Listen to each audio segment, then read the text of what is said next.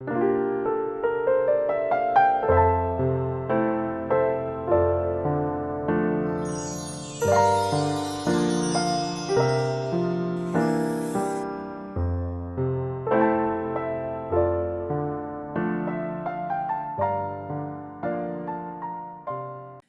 9장 17절에서 28절까지 말씀을 교독합니다. 아달월 13일에 그 일을 행하였고 14일에 쉬며 그날의 잔치를 베풀어 즐겼고 수산에 사는 유다인들은 13일과 14일에 모였고 15일에 쉬며 이날의 잔치를 베풀어 즐긴지라. 그러므로 시골의 유다인 곧 성이 없는 고을고을에 사는 자들이 아달월 14일을 명절로 삼아 잔치를 베풀고 즐기며 서로 예물을 주더라. 모르드게가 이 일을 기록하고 아수에르 왕의 각 지방에 있는 모든 유다인에게 원근을 막론하고 글을 보내어 이르기를 한 규례를 세워 해마다 아달월 14일과 15일을 지키라.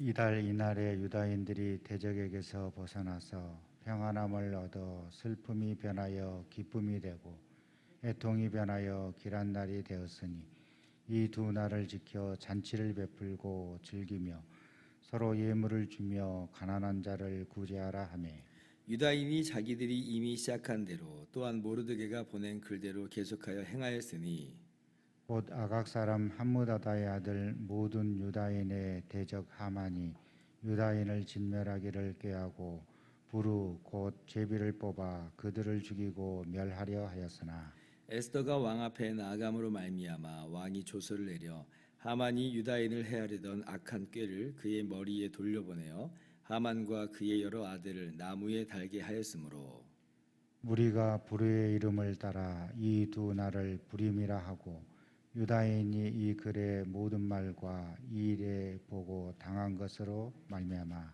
뜻을 정하고 자기들과 자손과 자기들과 화합한 자들이 해마다 그 기록하고 정해 놓은 때 이 두 날을 이어서 지켜 패하지 아니하기로 작정하고 각 지방 각 읍 각 집에서 대대로 이 두 날을 기념하여 지키되 이 부림을 유다인 중에서 패하지 않게 하고 그들의 후손들이 계속해서 기념하게 하였더라. 아멘. 할렐루야. 하나님의 크신 은혜와 평강이 오늘도 변함없이 여러분 가운데 가득 넘치기를 주님의 이름으로 축원합니다. 오늘 본문 말씀은 이렇게 해서 유다인들이 이날을 기념하여 부리미를 지키게 되었다는 것입니다. 12월 13일 날 유다인들이 함께 모여서 유다인들을 대적하는 그 사람들의 공격을 적극적으로 방어를 했죠. 그리고 승리를 거둡니다. 그래서 14일에는 유다인들이 그 승리의 기쁨을 함께 누리면서 잔치를 벌였던 거예요. 그리고 도성 수산에 있는 유다인들은 13일과 14일에 함께 모여서 그렇게 방어를 했기 때문에 15일 날 잔치를 벌였죠. 여러분, 이 사람들이 얼마나 기뻤겠어요. 꼼짝없이 죽임을 당할 줄만 알았던 그 날이 도리어 승리의 그 날이 된 거예요. 그래서 누가 뭐 잔치를 벌여라 뭐 이렇게 명령을 하지 않았어도 자발적으로 다들 이 구원의 날을 기념하면서 기쁨의 잔치를 벌였습니다. 그런데 이제 모르드게가 이 한 해만 그렇게 잔치를 벌이고 기뻐할 것이 아니고 이제 이것을 해년마다 기념해라. 해년마다 기념하고 그렇게 기억하면서 잔치를 벌이라 그렇게 이야기를 합니다. 21절 보면 한 규례를 세워 해마다 아달월 14일과 15일을 지키라 그러죠. 그러니까 유다인들이 안 그래도 지금 자발적으로 기념하고 기억하면서 잔치를 벌였죠. 그러니까 이제 좋다 그래요. 그래서 이 부림절을 해마다 지키게 됩니다. 오늘날까지 이스라엘 사람들은 유태인들이라고 그러죠. 유태인들은 지금까지 부림절을 지켜온다고 그래요. 그러니까 놀랍죠. 자, 그래서 오늘 본문에서 우리가 얻을 교훈은 무엇인가 우리가 한번 생각해 볼 때에 첫째로 그것은 받은 은혜를 기억하라는 거예요. 받은 은혜를 기억하라.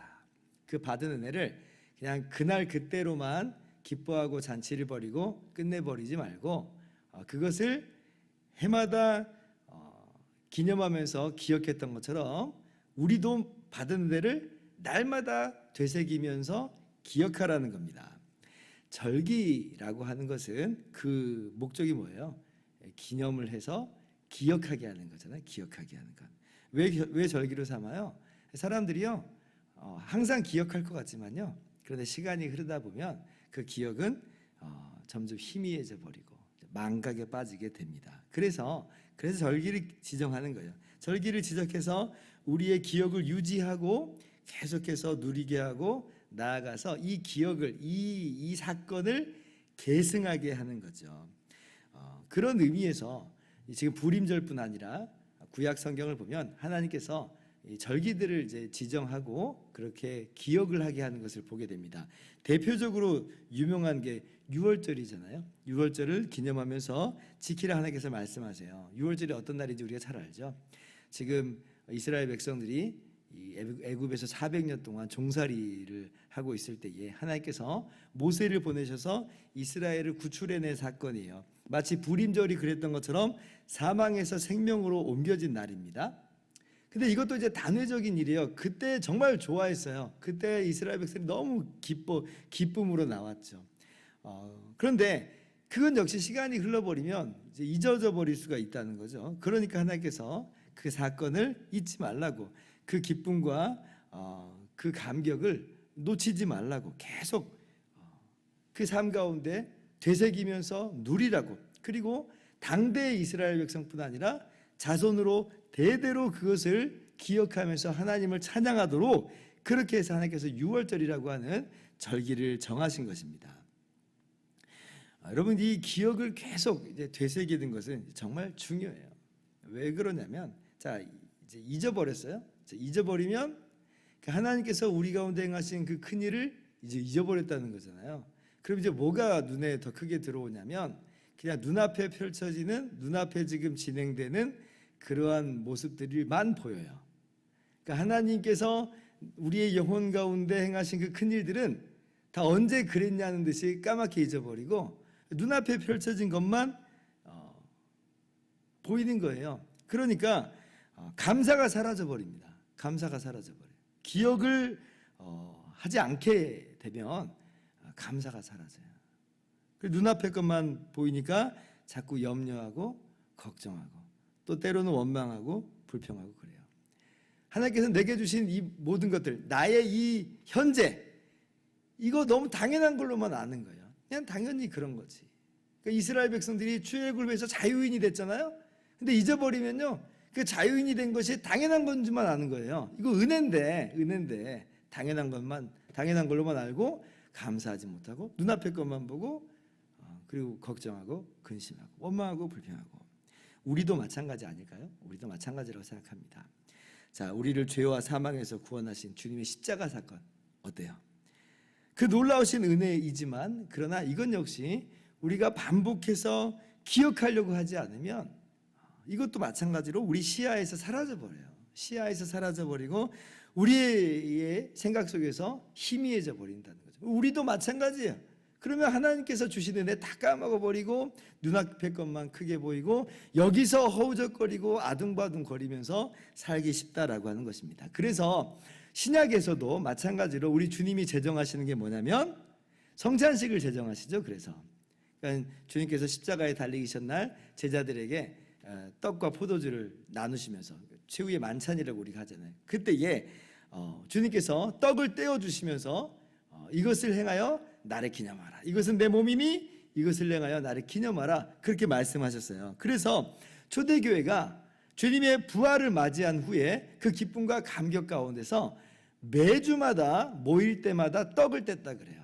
모일 때마다 떡을 뗐어요. 주일마다 모여서 성찬식을 한 거예요. 성찬식을 하면서 뭘 한 거예요?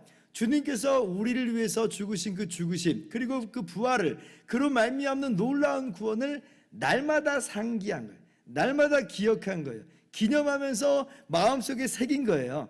그렇게 해서 하나님께 감사와 찬양을 잊지 않았고 자신들의 상황과 형편이 지금 어떠한 모습인지를 세상 깨닫는 거죠. 눈앞의 것으로 자신들의 삶을 판단하는 것이 아니라 성찬식을 기준으로 해서 자신들이 얻은 그 놀라운 구원을, 자신들의 상황과 처지를 지금 뛰어넘는 진정한 실존을 경험한 겁니다. 오늘날 우리가 성찬식을 매주마다 하는 교회는 그다지 많지 않은 것 같습니다. 가장 많이 하는 교회가 우리 교회처럼 매달 한 번 정도 하는 그런 교회인 것처럼 보여요. 예, 뭐 그럴 수 있어요. 그럴 수 있어요. 중요한 건 성찬식의 횟수나 이런 건 아닙니다. 뭐냐면 기억하는 거예요. 기억하는 것. 성찬식을 통해서는 당연히 기억할 수밖에 없죠. 그러면 성찬식을 뜨문뜨문 한다 할지라도 무엇을 하면 되냐면, 무엇에 집중해야 되냐면 말씀 속에서 하나님이 우리에게 행하신 그 크고 놀라운 일들, 그 복음 자꾸 되새기면 돼요.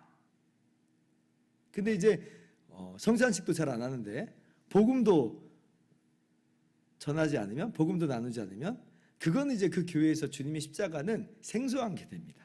굉장히 생소하게 돼요. 그 이야기 말고 자꾸 딴 이야기만 이제 하잖아요. 그러면 어쩌다 그렇게 하는 거는 뭐 상관없어요. 그러나 십자가가 중심에서 밀려버리면요, 그건 주객이 전도되는 거예요. 주일이 뭐예요? 주의 날이잖아요. 주의 날, 주님의 날. 주님의 날에 주님이 행하신 일을 듣고 주님이 우리 가운데 이루신 일을 우리가 경험하면서, 그래서 주님을 찬양하는 것이 주님의 날의 스탠다드지, 아니 어떤 것을 우리가 주님의 날에 해야 되겠어요. 그러니까 주님의 날은 항상 기억하는 거다. 기억하는 거다. 우리를 향한 주님의 십자가 대속과 부활을 기억하면서 하나님을 찬양하는 오늘 우리의 삶이 되어야 되겠습니다. 그래서 이 불임절을, 유대인들은 이런 불임절을 그냥 기념하고 기억했구나, 이렇게 이제 우리가 이해하고 그칠 게 아니라, 이것은 우리에게도 마찬가지겠구나. 주님의 십자가 사건을, 그 부활 사건을, 그로 말미암는 우리의 실존을 날마다 기억해야겠구나. 또 기억하면서 우리가 어떤 은혜를 받았는지, 그러므로 우리 하나님을 찬양하면서 우리 행하는 우리 모두가 되기를 주님의 이름으로 축원합니다. 두 번째 교훈은 있어요. 뭐냐면 받은 은혜를 기억하고 즐기죠. 잔치를 벌여요. 그런데 우리 혼자만이 아니라 우리 주변에 있는 가난한 사람을 돌보는 것을 잊지 말라는 거예요. 22절을 한번 보시면, 자, 이 잔치를 베푸는데 서로 예물을 주며 가난한 자를 구제하라, 이렇게 얘기하죠. 모르드게가 이 불임절에 가난한 자를 구제하라, 이렇게 이야기를 해요. 그러니까 우리가 이 유다인들이 전체가 다 공동 운명체라고 하는 것을 기억하라는 거예요. 다 죽을 판에, 이 12월 13일 날 다 죽을 판에, 지금 그때 뭐 가난한 자 부자가 어디 있었겠어요. 다 그냥 하나가 돼가지고 똘똘 뭉쳐서 이 대적들을 방어했던 날입니다. 자, 근데 이제 살게 됐어요. 그죠? 승리했어요. 각자의 삶 가운데로 우리가 살 거잖아요. 그러면 어떻게 돼요? 또 부자들이 가난한 자를 잊기 쉽겠죠. 무시하기 쉬울 거예요. 그러면 안 된다는 겁니다. 오히려 거저 이 생명을 얻은 셈이니, 그러니까 넉넉함으로 가난한 자들을 돌아보고 서로 구제하라라고 하는 것이에요. 출애굽기에 하나님께서 이스라엘 백성을 애굽 땅에서 종노릇 하는 데서 건져냈다고 했어요. 그러면서 하나님께서 뭐라고 말씀하시냐면 나그네를 잊지 말라는 거예요. 가난한 자를 구제하라는 거예요. 고아를 도우라는 거예요. 너희도 애굽 땅에서 이러한 종살이를 했기 때문에 그렇다. 신명기 24장 22절 보면 너는 애굽에서 종되었던 것을 기억하라. 이러므로 내가 너에게 이 일을 행하라 명령하노라. 그래서 잔치는 우리 혼자만의 잔치로 그치는 거 아닙니다. 기억하여서 기념하면서 우리가 주일날 잔치를 벌여요. 축제를 벌입니다. 근데 이것은 우리 홀로 잔치로 끝나는 것이 아니고 가난한 자들을 구제하고 주변에 있는 사람들을 돌아보는 것으로 연결되는 것이 마땅하다. 그래서 하나님 사랑과 이웃 사랑은 연결되는 거죠. 그래서 오늘 우리가 기억한다라고 할 때 자신 개인만의 기억으로 그치지 말고 이 기억을 서로에게 공유하면서 나누면서 그렇게 더욱더 이 기억을 풍성하게 하는 저와 여러분 모두 되기를 주님의 이름으로 축원합니다. 기도하겠습니다.